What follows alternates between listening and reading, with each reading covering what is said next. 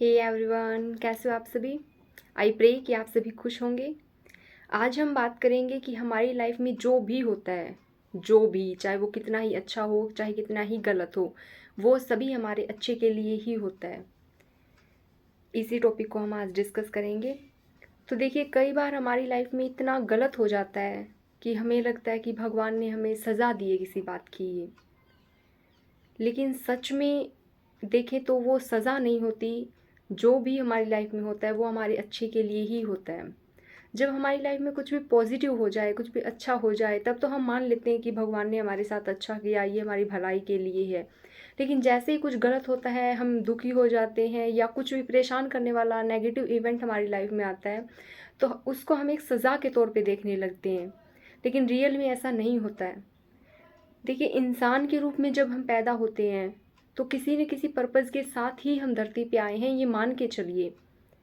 अगर आप इसमें विश्वास करेंगे तो आपकी लाइफ आसान हो जाएगी, वरना इन बातों का कोई साइंटिफिक प्रूफ तो नहीं है।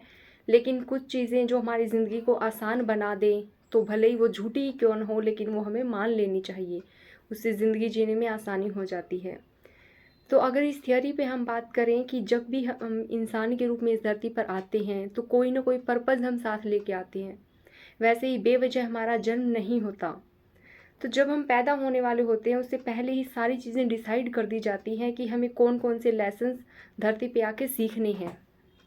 जैसे हमारी सोल को पता होता है कि ये लेसन्स हैं, लेकिन वो हमने सीखे नहीं होते हैं, तो हम वो सीखने के लिए धरती पे आते हैं।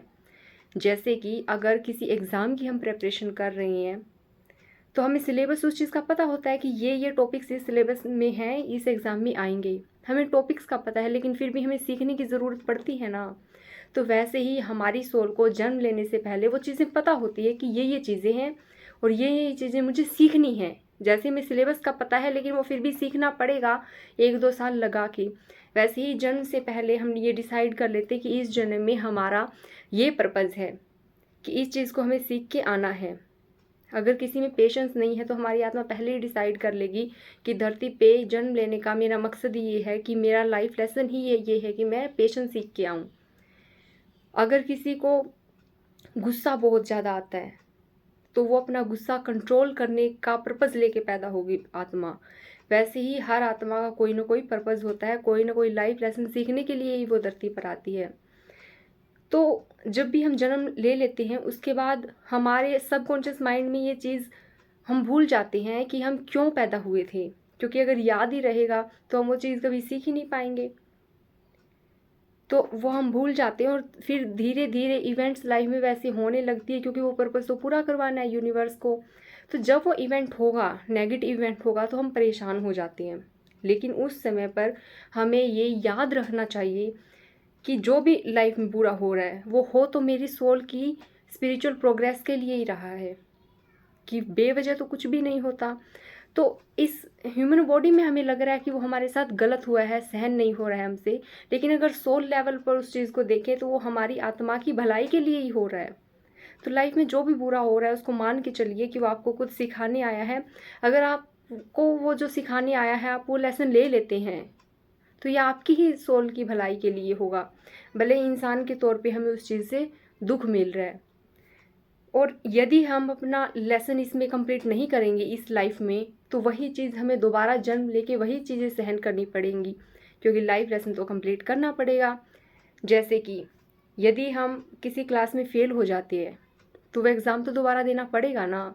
जब तक हम पास नहीं होंगे तब तक वही एग्ज़ाम हमें दोबारा देना पड़ता है इस धरती पर।